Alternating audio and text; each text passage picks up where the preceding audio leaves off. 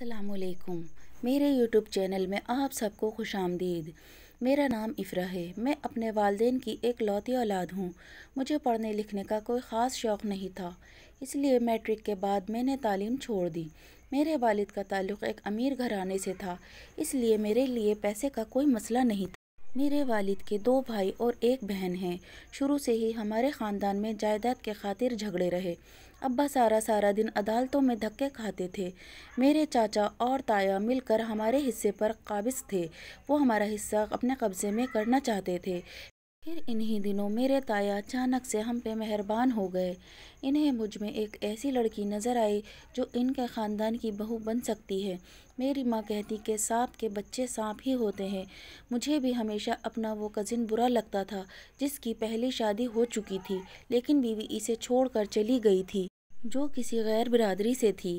اسی لیے اب میرے تایا کو لگتا تھا اپنے خاندان کی لڑکی ہوگی تو شاید مار پیٹ کے بعد بھی کم از کم بھاگے گی نہیں۔ دوسری طرف تایا نے چاچا کے ساتھ مل کر ابا کو ذلیل کر رکھا تھا، اس لیے ابا نے کہا میری تو ایک ہی بیٹی ہے جسے میں تم جیسوں کے حوالے نہیں کر سکتا۔ کچھ دن بعد میری ایک سہیلی کی شادی تھی۔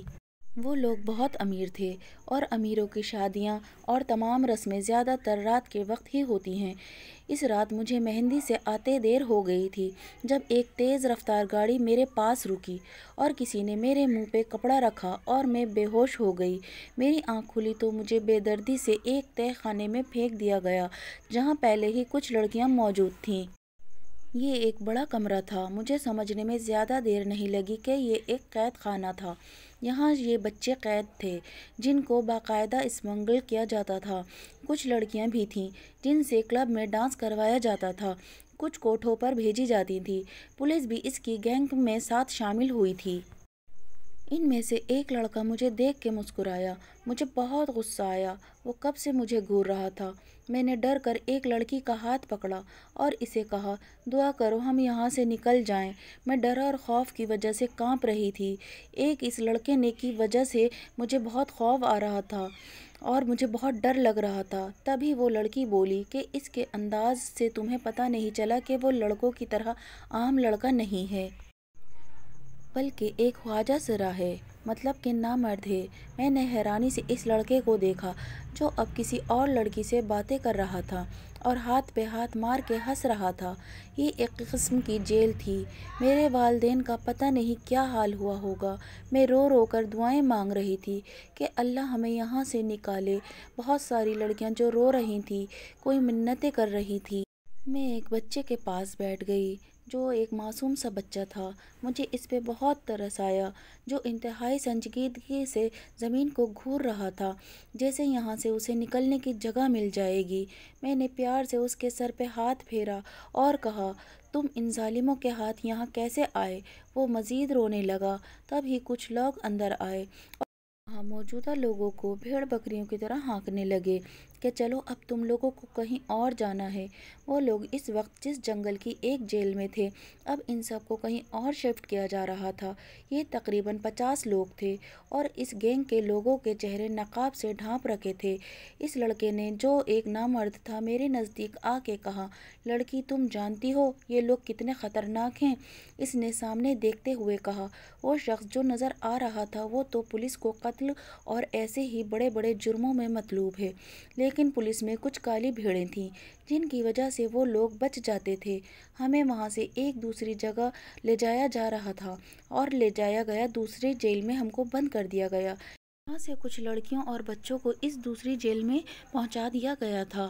ان بچوں میں وہ بچہ بھی شامل تھا جو مجھ سے بہت دیر تک باتیں کرتا رہا۔ وہ دن میری زندگی کے بدترین دنوں میں سے تھے جو 20 گھنٹوں میں ایک بار ہمیں تھوڑا کچھ دیتے کھانے کو تاکہ زندہ رہ سکیں۔ اس اندھیرے قید خانے میں سورج کو دیکھنے بہت دن ہو گئے تھے۔ کچھ پتہ نہیں تھا جب صبح ہوتی ہوگی کب شام ہوتی ہوگی۔ تب ہی میں نے ایک بچے کو جنم دینے والی عورت کو مرتے دیکھا تھا جسے ہاسپٹل نہیں پہنچایا گیا تھا اور وہ وہیں اپنے بچے کو تنہا چھوڑ کر مر گئی۔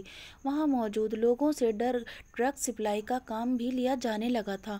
اب مجھے اس دن سے ڈر تھا جس دن یہ لوگ مجھے بھی کسی گھناؤنے کام میں مروا دیتے۔ اکثر ہم جن چیزوں سے ڈرتے ہیں وہی ہوتا ہے۔ اب یہ لوگ وہاں موجود لوگوں کو نشے کا عادی کر رہے تھے تاکہ انہیں لوگوں سے نشہ فروخت کروانا کر ان سے اپنا کام نکال سکیں۔ ایک دن مجھے بھی ایک اور کمرے میں لے جایا گیا۔ یہاں موجود ایک لڑکے نے ایک انجیکشن مجھے دیا۔ اب روز یہی ہوتا اور کب میں اس نشے کی عادی ہو گئی مجھے پتہ نہیں چلا۔ اب کسی کو مجھے کہنے کی ضرورت نہ پڑتی، میں خود بخود نشے کی طلب میں اس لڑکے کے پاس جانے لگی۔ وہ لڑکا اب مجھ سے ہلکی پھلکی باتیں بھی کرتا رہتا، میرا نام، میں کون ہوں، میں کہاں سے آئی ہوں، اور بتاتے ہوئے روتی تھی میں بدنصیب ہوں جس کے والدین جیتے جی مر گئے ہوں گے، پتہ نہیں لوگوں نے کیا کیا کچھ نہیں کہا ہوگا ان کو، اور میری جدائی میں میرے ماں باپ اس دنیا سے جیتے جی مر گئے ہوں گے۔ اس لڑکے نے، جس کا نام دائم تھا، اس نے ایک دن مجھ سے وعدہ کیا کہ مجھے یہاں سے نکال لے گا، لیکن پہلے ہی اس لڑکے کو کسی نے پولیس کے حوالے کر دیا۔ کہتے ہیں وقت گزر ہی جاتا ہے، اور مجھے لگتا ہے جس پر گزر رہی ہو اسے پتہ ہوتا ہے کہ وقت کیسے گزرا۔ ایک دن جو ہم لوگوں کی نگرانی پہ شخص کھڑا تھا وہ فرش پر گرا اور تڑپنے لگا۔ اسے کچھ دیر پہلے کسی نے شراب پیتے دیکھا تھا۔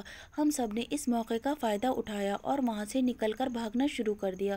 تب تک اس گینگ کے باقی لوگوں کو پتہ چل گیا۔ ان لوگوں نے فائرنگ کر دی۔ یقین کریں اس دن پتہ چلا آزادی کیا ہوتی ہے، جان کتنی پیاری ہوتی ہے۔ لوگ اندھا دھند بھاگ رہے تھے، کچھ لوگوں کو گولیاں لگ گئیں، کچھ اس بھگدڑ میں زخمی ہو گئے۔ میں اتنے زور سے زمین پر گری تھی کہ میرا بازو ٹوٹ گیا تھا، لیکن اس وقت اس تکلیف سے زیادہ یہی سوچ تھی، یہاں سے بھاگنا ہے، نکلنا ہے، نہیں تو ساری زندگی یہی زندگی ہوگی۔ یہ ایک سنسان راستہ تھا، سڑک کے ساتھ ایک گھنا جنگل تھا۔ میں اس جنگل میں گھس گئی اور بڑی مشکل سے جان بچاتی وہاں سے نکلی۔ رات کافی ہو چکی تھی۔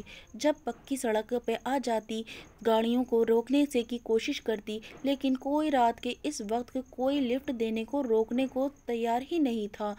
میں نے پیدل ہی وہاں سے چلنا شروع کیا، لیکن ایک تو دن سے بھوک اور کچھ نشے کی عادت کی وجہ سے صحت برباد ہو چکی تھی۔ کچھ دور بھاگنے کے بعد میں وہیں گر کر بے ہوش ہو گئی۔ جب آنکھ کھلی تو ہاسپٹل کا ایک وارڈ تھا اور میرے پاس ایک ڈاکٹر اور پولیس والے کھڑے تھے۔ پولیس نے ہوش میں آتے ہی مجھ سے انویسٹیگیشن شروع کر دی۔ میں ڈرتی تھی کہ میں جس مصیبت سے نکلی ہوں پھر سے اسی میں نہ پھنس جاؤں۔ وہ لوگ بہت خطرناک تھے۔ میں نے مکر جانا بہتر سمجھا، لیکن وہاں موجود ایک شخص نے کہا اس نے مجھے وہاں سے بھاگتے دیکھا۔ میرے گھر کا ایڈریس لیا گیا اور کچھ دیر میں میری بدنصیب ماں میرے پاس تھی۔ میں کتنی دیر اپنی جگہ سے ہل ہی نہیں سکی۔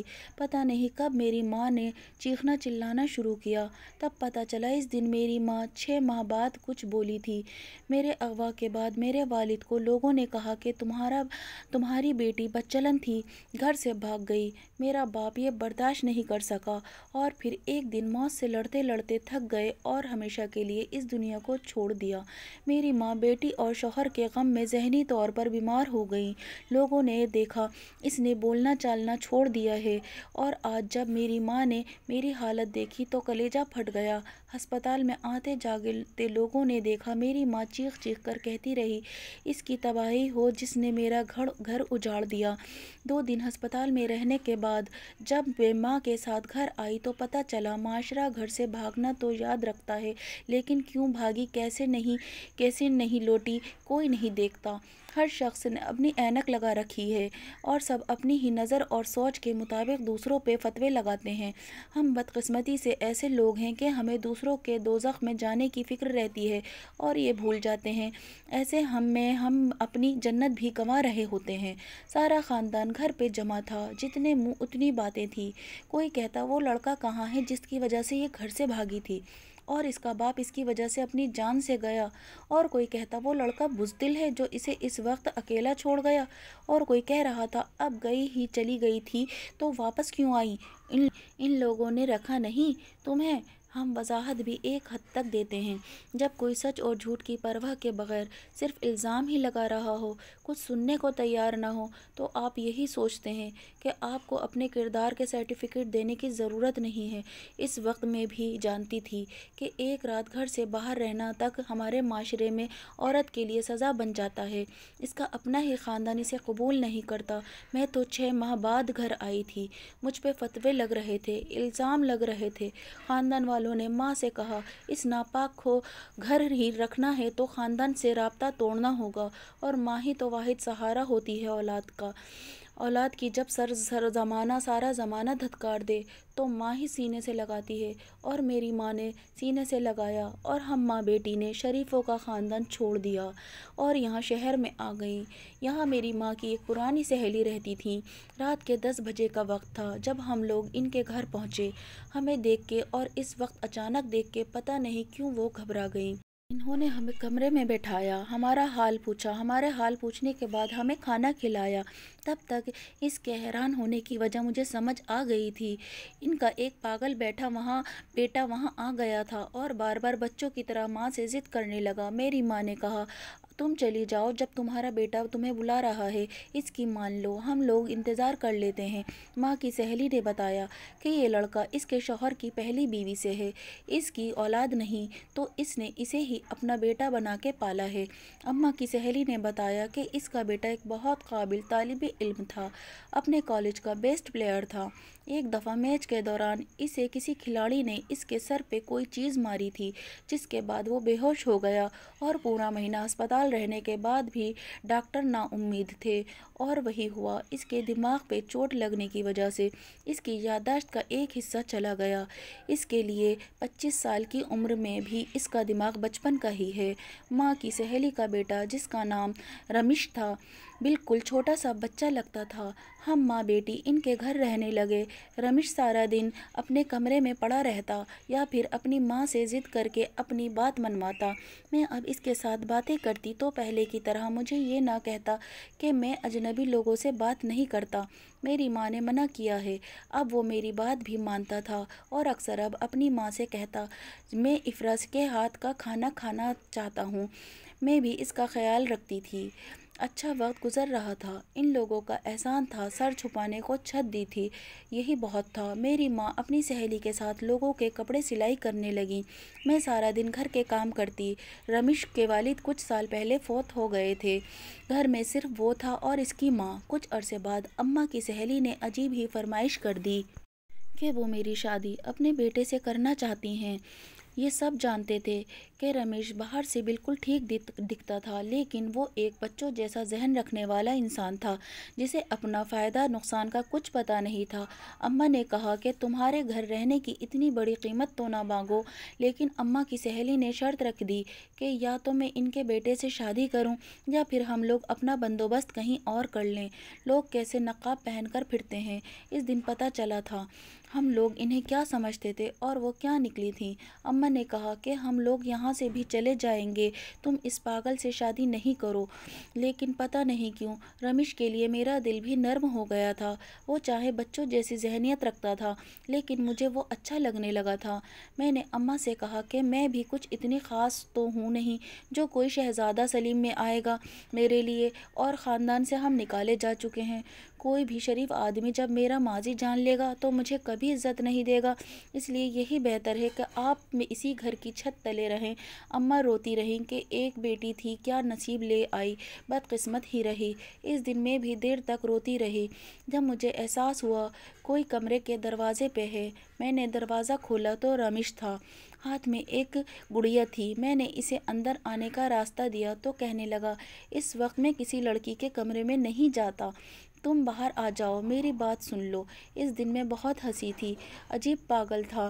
اس نے مجھے روئی سے بنی چھوٹی سی گڑیا دی، جس کے سر پہ کالے دھاگے سے بہت سارے بال بنائے گئے تھے۔ کہنے لگا، یہ تم ہو، دیکھو اس کے بال بھی تمہارے جیسے ہیں۔ میں نے گڑیا لے لی اور کمرے میں آ گئی۔ میری زندگی اس روئی کی گڑیا جیسی ہی تو ہو گئی تھی، اور پھر ایک شام کچھ محلے کے لوگوں کی موجودگی میں میرا نکاح رمیش سے کر دیا گیا۔ میری ماں وہاں موجود نہیں تھی، وہ یہ سب دیکھ نہیں سکتی تھی، لیکن ہماری مجبوری نے ہمیں یہ فیصلہ کرنے پہ مجبور کر دیا تھا۔ بظاہر رمیش خوش شکل لڑکا تھا، جب تک بولتا یا باتیں نہ کرتا کوئی کہہ نہیں سکتا تھا کہ اس نوجوان کا دماغ بچوں جیسا ہے۔ نکاح کے بعد رمیش کی ساری ذمہ داری مجھ پہ آ گئی، اب وہ مجھے سنبھالنا پڑتا بچوں کی طرح سنبھالتے ہیں۔ میری ساس اب بہت خوش تھیں، جو چاہتی تھی وہ ہو گیا تھا۔ ایک دن ایک فقیرنی آئی، اس نے کہا مجھے کھانا کھلا، میں تجھے دعا دوں گی، ہر مراد پوری ہوگی۔ میری مراد بھلا اس کے سوا کیا ہوتی کہ میرا شوہر ٹھیک ہو جائے۔ اس فقیرنی نے کھانا کھایا اور جاتے ہوئے مجھے دعا دے گئی، تیرا شوہر تجھے زندگی بھر سچی محبت دے۔ میں اس کی دعا پہ حیران تھی۔ میرے شوہر کو تو پتہ ہی نہیں تھا کہ میں بیوی ہوں اس کی، اور بیوی ہوتی کیا ہے اور محبت کیا ہوتی ہے۔ کہتے ہیں دعائیں تقدیریں بدل دیتی ہیں، میں نے بھی بدلتی دیکھی۔ رمیش دن بدن بہتر ہوتا رہا، اب اس کا علاج بھی دوبارہ شروع کروایا گیا۔ اس بار ڈاکٹر بھی امید میں تھے کہ یہ ٹھیک ہو جائے گا۔ میرا سارا دن بھی رمیش کی دیکھ بھال میں گزرتا اور رات اللہ سے رو رو کر دعاؤں میں گزر جاتی تھی۔ پھر اللہ نے میری سن لی اور رمیش پہلے سے بہت بہتر ہو گیا تھا، لیکن تب پتہ نہیں میری ساس کو کیا لگا کہ رمیش اگر ٹھیک ہو گیا تو کہیں سب کچھ میرے نام نہ کر دے۔ وہ اب رمیش کو میرے پاس بیٹھنے تک نہیں دیتی تھیں۔ دنوں میری والدہ کی طبیعت اتنی بگڑ گئی کہ مجھے اپنی بدقسمتی پر یقین ہونے لگا۔ میری ساس نے ہر مدد سے انکار کر دیا۔ سارا مہینہ سرکاری اسپتال میں ماں کا علاج کرواتی رہی، وہاں سے بھی آدھی دوائی ملتی اور آدھی کہتے باہر میڈیکل اسٹور سے لے لو۔ میں وہ بدقسمت بیٹی تھی جو اپنے والدین کے کسی کام نہ آ سکی، بلکہ ان کی تباہی کا سبب بن گئی۔ میرا باپ میرے غم میں چل بسا اور ماں موت کے منہ میں تھی۔ سردیوں کی راتوں میں اور میری ماں سرکاری اسپتال میں ڈاکٹروں کی انسانیت دیکھتے رہے، اور پھر ایک دن جب میری آنکھ کھلی، اس لکڑی کی بینچ پر لیٹ لیٹ کے میرا جسم اکڑ چکا تھا۔ جب ماں کو آواز دی تو پیروں تلے سے زمین نکل گئی۔ میری ماں مجھے سوتا چھوڑ کر نہ جانے کب اس دنیا سے جا چکی تھی۔ پتہ نہیں کس نے ہماری مدد کی، کون ہمیں گھر چھوڑ گیا، پتہ ہی نہیں چلا۔ محلے کے کس شخص نے میری ماں کا کفن دفن کا انتظام کیا، مجھے کچھ نہیں پتہ۔ میں اس دنیا میں تنہا رہ گئی تھی، ایک ایک کر کے میرے رشتے چھٹ گئے تھے۔ سارا دن روتے اور رات سوچوں میں گزر جاتی تھی۔ جب ہم سوچ رہے ہوتے ہیں ہم پر کوئی ذمہ داری باقی نہیں رہی تو کس کے لیے جینا ہے۔ کچھ لوگ زندگی سے مایوس ہو کر اس کے ختم ہونے کے دن گنتے ہیں، اور کچھ لوگ کئی وجہ ڈھونڈ لیتے ہیں۔ میرے پاس وجہ بھی نہیں تھی، مجھے لگتا تھا میں پاگل ہو جاؤں گی۔ میری ساس رمیش سے کہہ کے مجھے باتیں سنواتی، وہ پہلے سے بہت بہتر تھا، لیکن اپنی ماں کے ہاتھوں کھلونا بن چکا تھا۔ جیسا کہتی وہی اس کے لیے حرف آخر ہوتا۔ ہم میاں بیوی عجیب رشتے میں جڑے تھے، ساتھ تھے لیکن ساتھ رہتے تھے، ایک دوسرے کے ساتھ نہیں تھے۔ ایک بیوی کو جو تحفظ کا احساس ہوتا ہے، جو مان اور بھروسہ ہوتا ہے، میرے پاس ایسا کچھ نہیں تھا۔ لیکن ایک بار پھر سے قسمت نے مجھے ہی چنا آزمانے کے لیے۔ میں ماں بننے والی تھی، اور یہ خبر یقیناً کسی ایسی لڑکی کے لیے خوشی کی ہوتی ہوگی جس کا دنیا میں کوئی خون کا رشتہ باقی نہ بچا ہوا ہو۔ پہ خوش ہونا چاہیے کہ اولاد کے آنے کے بعد ایک مضبوط رشتہ ہوگا جو صرف اس کا ہوگا، لیکن میں خوش کیسے ہوتی؟ میرا مقام ایک بیوی کی حیثیت میں کیا تھا؟ اس کے خاندان میں کیا تھی؟ میں اس زمانے میں کیا تھی؟ زمانہ مجھے کیا سمجھتا تھا؟ ان باتوں کے بعد میں نہیں چاہتی تھی کوئی اور افرا اس دنیا میں آئے۔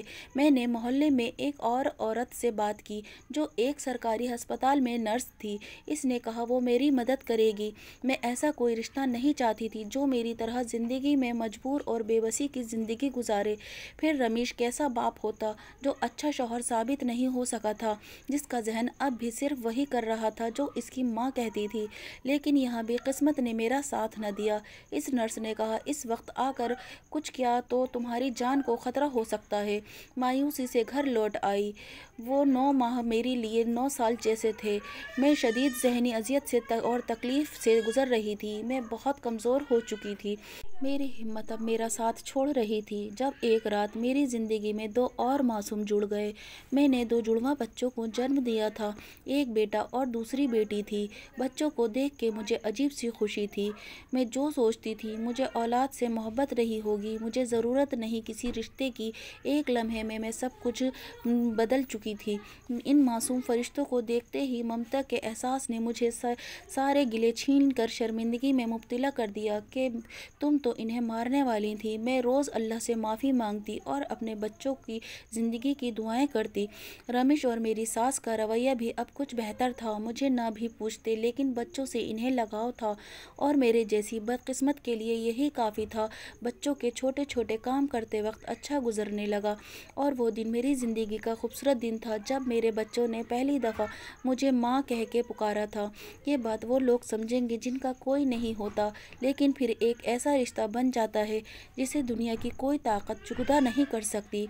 एक दिन मेरी सास और रमेश गांव से में किसी के इंतकाल में गए हुए थे। वापसी पे तेज़ रफ्तार आते हुए ट्रक से इनकी बस का एक्सीडेंट हो गया और मेरे शौहर और मेरी सास दोनों का इंतकाल हो गया था। मैं जो भूलती जा रही थी मैं बदकिस्मत हूँ। मुझे कुदरत ने याद दिला दिया कि तुम अब भी बदकिस्मत ही रहोगी। मैं अपने बच्चों के साथ बिल्कुल तन्हा हो गई। एक बार फिर से मैं बिल्कुल अकेली रह गई। मेरी सास और रमेश कैसे भी थे, लेकिन ये तो था कि हम घर में अकेले नहीं थे। अब सारी रात नींद न आती, मेरी तबीयत ख़राब रहने लगी। इसके साथ ही आने वाले दिनों की फ़िक्र, बच्चों के पेट की फ़िक्र। अब बच्चे दूध के लिए रोते रहते। दूध देने वाले ने दूध देना बंद कर दिया। ज़िंदगी फाकों तक आ गई। माँ खुद तो भूखी रह सकती है, लेकिन अपने बच्चों को भूखा नहीं रख सकती। मैंने मोहल्ले में घरों में पता किया और किसी न किसी का कोई काम होता तो कर देती, जिससे जो मिलता अपने बच्चों का पेट भरने लगी। लेकिन यह भी वही मर्दों का माशरा जिसमें औरत अगर अकेली है तो मुफ्त का माल समझ लिया जाता है। मुझे अब लोगों की नज़रें और नियतें परेशान करने लगी। एक रात बहुत सोचा तो याद आया कि घर रमेश के नाम ही था। उसी वक्त उठी और कागजात ढूंढे। अगले दिन ही मोहल्ले की एक औरत जो टीचर थी इसे कह के बैंक साथ ले गई। घर जो बैंक में गिरवी रखवा कर गाड़ी निकलवाने का सोचा, लेकिन एक वसीला बन गया। एक शख्स को ड्राइवर की ज़रूरत थी। मैंने मर्दाना हुलिया बना लिया और ये जॉब शुरू कर दी। कुछ मैंने खुद को मजबूत बना लिया। अपने बच्चों की खातिर मैंने गाड़ी चलाना इन्हीं दिनों सीखी थी जब इस गैंग में 6 माह कैद रही थी। वो लोग हमें ट्रेनिंग देते थे ताकि वक्त आने पे भागना हो तो गाड़ी चलानी आती हो। इस तरह बुरे वक्तों का एक अच्छा तजुर्बा मेरे काम आ गया। अब मैं गाड़ी चलाती, कोई ना कोई सवारी मिल जाती, इसे इसकी मंजिल तक पहुंचा के जो मिलता इससे अच्छी गुजर बसर होने लगी। बच्चों को स्कूल में दाखिल करवा दिया। ज़िंदगी कुछ ट्रैक पर आ गई थी। मेरे साहब को गाड़ी की ज़रूरत थी। इसे छोड़ने के बाद मैं बाकी सवारियां भी बिठा सकती थी। वो एक खूबसूरत और नर्म दिल इंसान था और अब रोज़ ही मेरे साथ सफ़र करता और मैं बच्चों की छुट्टी के वक्त तक घर भी पहुंच जाती थी। वो शख्स अब मुझसे कुछ बातें भी करने लगा था। जब कोई आपको सुनने वाला हो तो आप अपने गम भी शेयर करने लगते हैं। अब इस सफ़र में हम लोगों को अच्छी बातचीत होने लगी। सफ़र भी अच्छा गुजर जाता और मुझे भी एक अच्छा जाना पहचाना सा शख्स मिल गया था। एक दिन मैंने इसे पूछा कि इसने शादी क्यों नहीं की, तो इसने कहा, एक लड़की देखी थी, इससे मोहब्बत हो गई थी। मुझे इसके बाद ज़िंदगी ने ऐसा मोड़ दिखाए कि वक्त न मिला कि इसे ढूंढ सकता। अपने झमेलों में वो लड़की कहीं खो गई। वो किस्मत की मारी थी, पता नहीं किस हाल में होगी। इसने कहा वो अगले दिन उसकी तस्वीर मुझे ज़रूर दिखाएगा। अगले दिन का इंतज़ार था। मुझे इस लड़की की किस्मत पे रश्क आ रहा था जिसे कोई 7 साल से मोहब्बत करता था और इसकी खातिर शादी भी नहीं की थी, और ऐसी मोहब्बत के इस लड़की का कुछ अता पता भी नहीं था और इस लड़की को मालूम भी नहीं था कैसी मोहब्बत थी ये, कि हर गर्ज से नापाक। अगले दिन बच्चों को स्कूल छोड़कर मैं जब इसे लेने गई तो वो इसी जगह खड़ा था। मुझे देखते ही गाड़ी की तरफ बढ़ा। कुछ दूर जाकर मैंने ही इसे कहा, दिखाओ मुझे वो कौन लड़की है।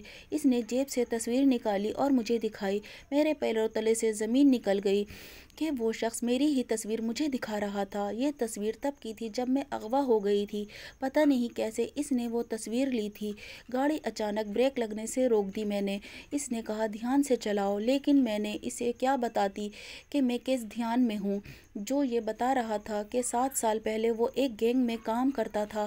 اس کا پچھلا ریکارڈ کرمنل کا تھا، لیکن پھر ایک دن اس نے ایک چہرہ دیکھا جسے دیکھ کے اس نے خود سے وعدہ کیا کہ وہ اس دلدل سے نکلے گا اور اس معصوم لڑکی کو بھی نکالے گا۔ میں وہاں موجود لوگوں کو نشے کا عادی بنا دیتا تھا، لیکن اس لڑکی کے ساتھ میں یہ ظلم نہیں کر سکا۔ میں محسوس یہی کرواتا تھا کہ اسے نشے کا انجیکشن دے رہا ہوں، لیکن 1-2 بار کے بعد یہ ظلم نہیں کر سکا۔ میرے ہاتھ کانپنے لگتے تھے۔ مجھے پتہ چل گیا تھا مجھے اس وقت اس سے محبت ہو گئی ہے۔ میں نے خود کو پولیس کے حوالے کر دیا تھا اور اس گینگ کی معلومات پولیس کے ایماندار آفیسر کو دے کر وعدہ معاف گواہ بن گیا تھا، لیکن جب پولیس نے چھاپا مارا تو وہاں سے وہ لوگ فرار ہو چکے تھے۔ ایک گینگ کا آدمی زہریلی شراب پینے کی وجہ سے مر چکا تھا۔ تب مجھے احساس ہوا میں اس لڑکی کو بھی کھو چکا تھا۔ پھر مجھے یاد آیا کہ ایک بار اس نے اپنے والد اور گھر کا ایڈریس بھی بتایا تھا۔ میں پوچھتا وہاں پہنچا تو پتہ چلا اور اس کے والد اس کی جدائی میں مر گئے اور اس کی والدہ اور اس لڑکی کو خاندان والوں نے نکال دیا۔ تب مجھے پتہ چلا کہ جس کے کہنے پہ ہم لوگوں نے اس لڑکی کو اغوا کیا تھا وہ اس لڑکی کا کزن تھا جو اس سے شادی کرنا چاہتا تھا۔ میں مایوس ہو کے واپس لوٹ آیا۔ میں نے ماسٹرز کیا تھا، لیکن نوکری نہ ملنے کی وجہ سے کچھ بری صحبت مجھے برے راستوں تک لے گئی تھی۔ میں اب زندگی کو بہتر بنانا چاہتا ہوں۔ پھر قسمت نے میرا ساتھ دیا اور مجھے اس بینک میں جاب مل گئی۔ 2 بہنیں تھیں، ان کی شادی کر دی۔ ماں تو بہت عرصہ ہوا ہمیں چھوڑ کر دوسری شادی کر چکی تھی۔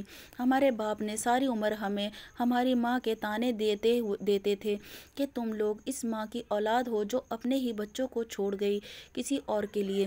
میں سب کچھ حیرانی سے سن رہی تھی۔ میری قسمت کس موڑ پہ لے آئی تھی؟ میں نے کہا دائم مجھے نہیں پتا تھا۔ میری تکلیفیں مجھے تم تک پہنچانے کے لیے آتی رہیں۔ میں اس لیے بدقسمت رہی کہ تم سے قسمت ملوا دے۔ اس نے حیرانی سے میرے منہ سے اپنا نام سنا تو حیران رہ گیا اور بولا کہ تم افرا ہو؟ اسے یقین نہیں آ رہا تھا۔ میں نے اسے سب کچھ بتا دیا۔ اس دن میں اکیلی نہیں روئی تھی، میرے ساتھ رونے والا کوئی اور بھی تھا۔ ایک شخص میرے غموں میں غمگین تھا۔ میری قسمت بدل چکی تھی۔ دائم نے سب کچھ جاننے کے بعد بھی مجھ سے نکاح کر لیا، میرے بچوں کو باپ بن کے پالا۔ میں نے گاڑی چلانا چھوڑ دی۔ دائم ہماری ہر ضرورت کا خیال رکھتا۔ اس کی بہنیں مجھ سے کبھی کبھار ملنے آتی، میرا بہت خیال رکھتی تھیں۔ دائم سے شادی کے بعد میری زندگی بدل گئی۔ میرے بچے میرے سے زیادہ دائم کے قریب تھے۔